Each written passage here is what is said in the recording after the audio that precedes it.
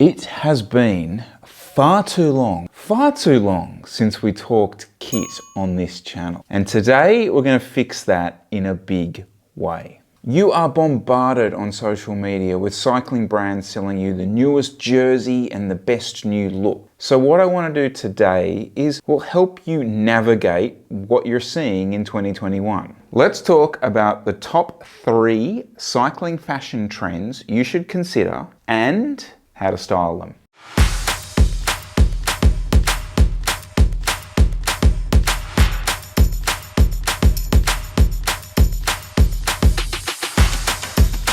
Okay, before we get started, the obvious disclaimer: fashion on the bike or what you wear on the bike should be fun. Yes, it can be an expression of your personality. Yes, you should feel comfortable what you are wearing. But ultimately, if you are wearing a plastic bag, but you are out on the bike, then that is the win. Now that we have that sorted, let's get into the first trend you should consider. No longer overpriced sweatboxes that were the hunting ground of boutique niche brands. Almost all the major cycling apparel brands are now leaning into this space. Now, I'm not going to delve into the environmental versus marketing versus cost-cutting aspects of this. Apple removing its charging block from the new iPhones kind of has me pretty cynical about the intentions of a lot of this. But I do want to talk about the products themselves and how they might fit into your cycling wardrobe. The phrase sustainable is a pretty broad term, but as a general rule, it results in the product being made from some grade of recycled material. The most common of these recycled plastics are your nylons and your polyesters. Now, the reason you should consider this trend, apart from the saving the dolphins part, is the breathability of these products now, in many respects and in many examples, is actually better than the pure blood brothers and sisters in the same product line. So what sustainable products should you consider? Well, I've mentioned the word breathability quite a few times, and you should lean into that space when you are considering these products. Maybe go for a looser fit around the sort of arms and the sleeves. You probably want to kind of steer away from the looser fit stuff around the gut and the back, because ultimately that can lead to the saggy pocket, droopy thing, and we sort of want to stay a little bit away from that. Rapha, I love you. Obviously, everyone go to Rapha's websites now and buy absolutely everything on their website. In fact, buy everything on their website except for the old wool jersey stuff that they did. Now, I know Rapha really cut its teeth on that when it first came out, that natural fibers thing, but their new sustainable range, fantastic, is really modern. That older merino wool jersey, it's gonna do the saggy pocket thing. Let's just leave that to the late 2000s. I'd also be a little bit cautious with the sustainable material stuff around full out aero, because you're already dealing with lightweight materials. Aero stuff stretches that. So I would suggest at this point, leaving it more to the looser fit stuff. Some products that I would definitely recommend if you are considering sort of dipping your toe into the gravel space. There's a really good range of gravel or off-road products in that sustainable stuff.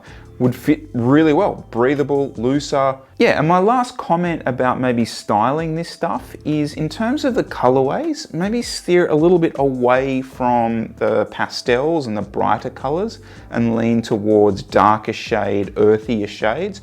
We'll talk a little bit more about that coming up.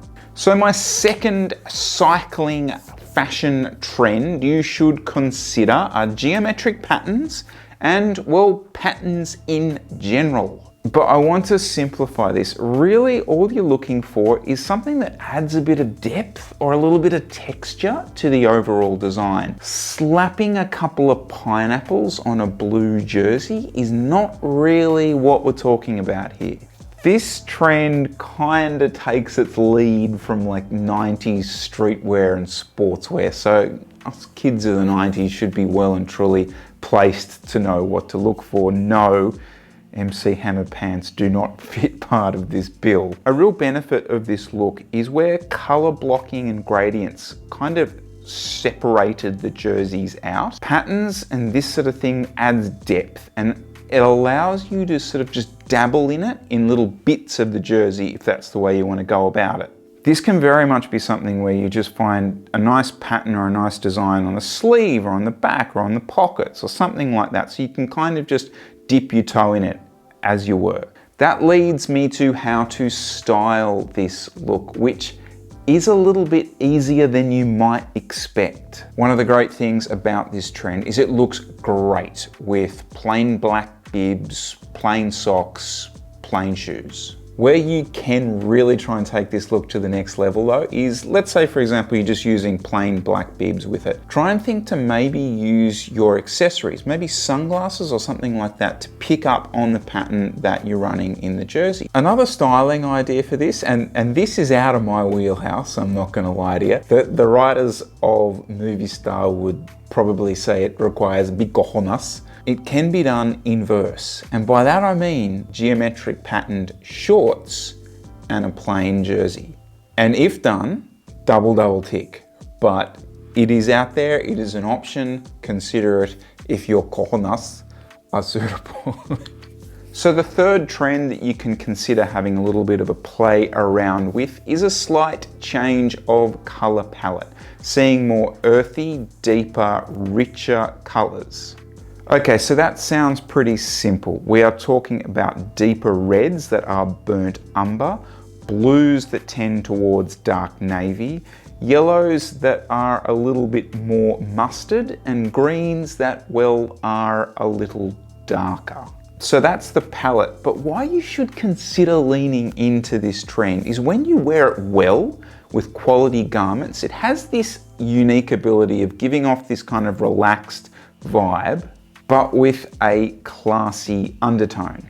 It's the kind of colorway that looks great off the front of the bunch as well as at the cafe. And let's be honest, pastels and all those bright sort of fluoro colors, that was a challenge, those two mixes.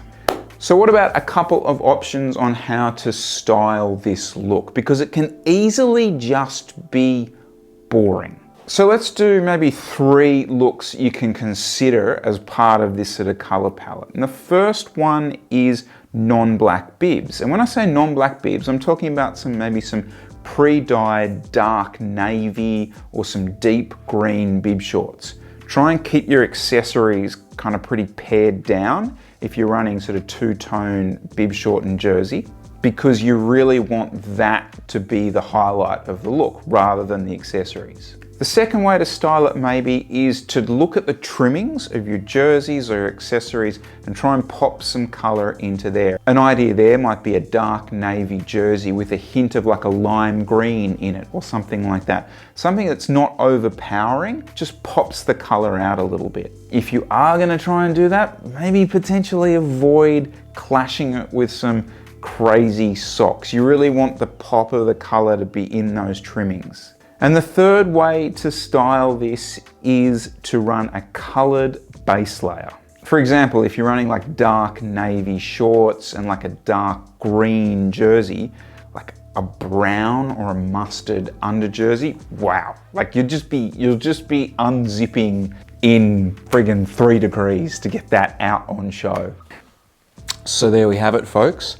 3 cycling trends to consider and some ideas how to style them. I am obviously really keen to do more of this because I love kit.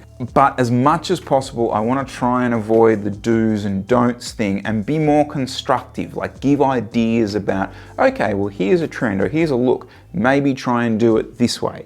Very much come at it from a constructive angle. That said, I'm very well aware that like people that take their cycling fashion very seriously can often be viewed, and rightfully so in many respects, viewed as the sort of cliquey, toxic problem with cycling.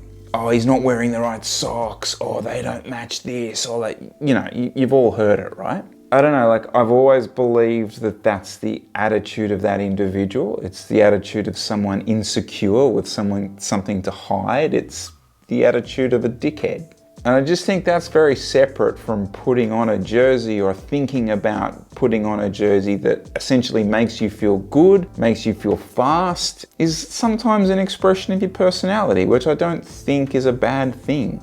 And see, that's it, because that's where like fashion becomes fun. And that's what I would like this kind of series of vlogs to be about. So the question then is, did you enjoy this video? And if you did, hit the thumbs up button, guys.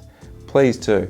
As you can probably guess, this is going to be very much escapism for me at the moment. We're not talking about anything serious. We're going to keep things just lighthearted. Do make sure you subscribe to the channel. I'm also going to drop the link to Jesse Coyle's new YouTube channel.